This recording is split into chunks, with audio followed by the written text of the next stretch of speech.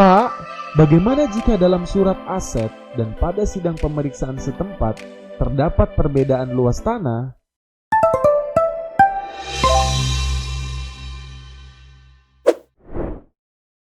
Sob, selamat datang di channel Cerdas Hukum. Bersama gue, Bos Kon. Ayo, jangan negatif dulu ya. Kon di sini artinya konsultasi, bukan ilustrasi jorok lo. Dengerin nih, gue mau ngejelasin permasalahan hukum dari Sohib Justice, biar lo pada paham. Terlansir dari asumsi-asumsi yang berkembang pesat saat ini, sebelum ini, dan yang akan datang, bahwa segala bentuk hasil perkawinan dari istri adalah milik istri. Sedangkan, segala bentuk hasil perkawinan dari suami adalah milik istri juga. Benarkah secara hukum? Mari kita simak seluruh sesi penjelasan Boskon dalam pembahasan video harta bersama. Pak lagi. Boskon namanya. Kita bahas ya. Daging lagi aja nih. Harta kekayaan yang didapat oleh pasangan suami istri selama masa perkawinan menjadi harta bersama.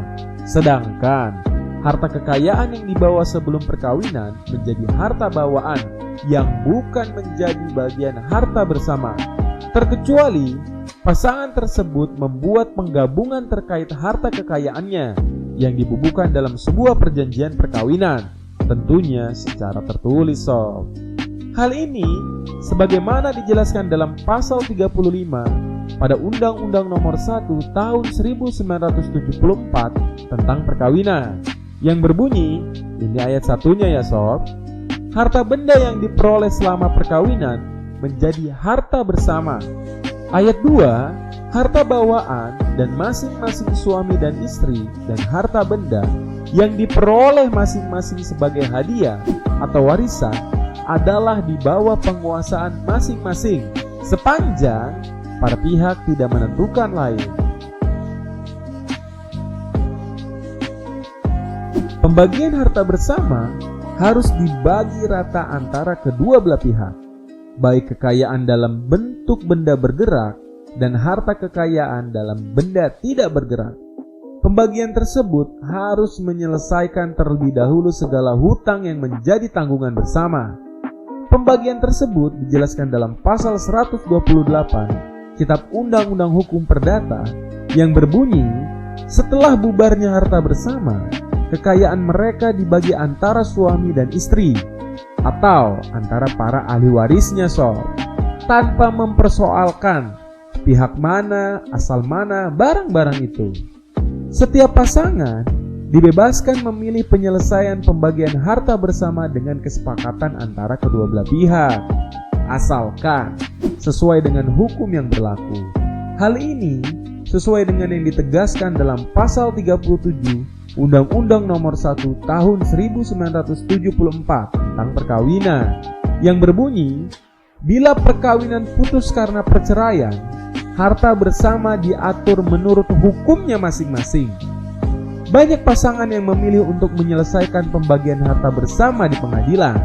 Hal ini disebabkan karena penyelesaian pembagian harta bersama menjadi masalah yang sulit menemukan kesepakatan antara kedua belah pihak sob, selain hak asuh ataupun nafkah anak.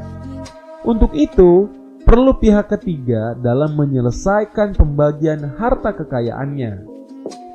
Pengajuan gugatan harta bersama dapat diajukan oleh kedua belah pihak, tentunya ke pengadilan sob. Hal tersebut menjadi langkah yang tepat untuk dilakukan oleh setiap pasangan ketika memilih untuk bercerai.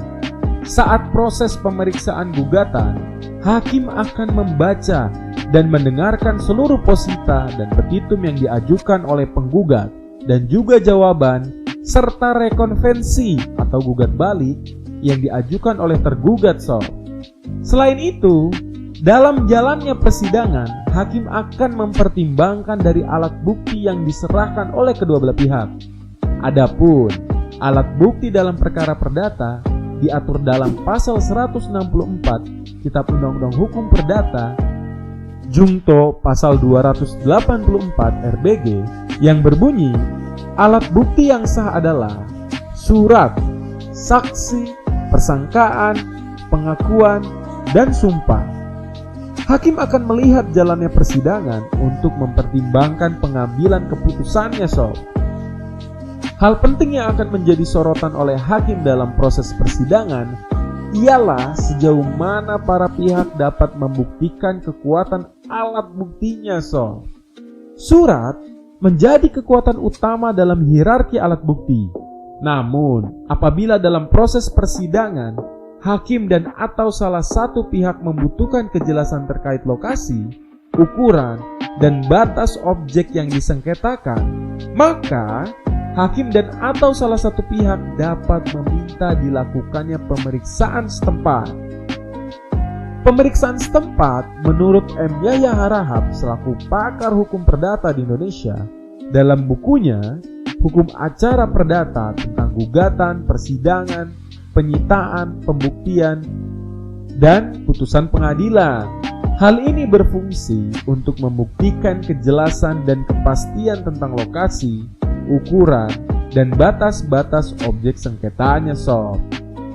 Maka, pemeriksaan setempat dilakukan tak lain agar dapat dipertimbangkan oleh majelis hakim. Apabila ditemukannya ketidaksesuaian penentuan luas tanah dalam surat aset dan sidang pemeriksaan setempat, maka hasil pemeriksaan setempat dapat dijadikan dasar pertimbangan.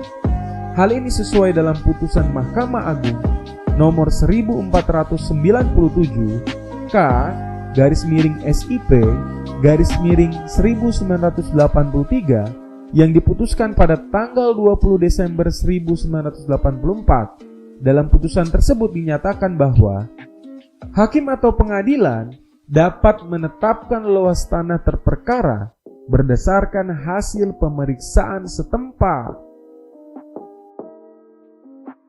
Selain itu, ketika adanya perbedaan luas tanah antara surat aset dan pemeriksaan setempat, maka hasil pemeriksaan setempatlah yang dapat dipergunakan untuk menentukan luas tanah. Hal ini ditegaskan dalam putusan Mahkamah Agung nomor 1777 K/SIP/1983 yang diputuskan pada tanggal 17 Januari tahun 1985. Dalam putusan ini dinyatakan bahwa hasil pemeriksaan setempat dapat dijadikan dasar untuk memperjelas letak, luas, dan batas objek tanah terperkara. Semoga penjelasan Boskon dapat membantu menjawab semua kegelisahannya ya. Jika Sohib Justice membutuhkan konsultasi lebih dalam, dapat kunjungi website kami guna menghubungi mitra hukum terbaik kami. Ingat sob, mendiamkan kejahatan adalah kejahatan. Jadi jangan diem-diem aja lo ngeliat kejahatan. Nanti gue lagi nih yang repot. Yuk share video ini, subscribe and like ya, supaya jangan lo doang nih yang pinter. Jangan lupa juga ya di follow media sosialnya. Gratis sob. Cerdas hukum, semakin cerdas mengerti hukum.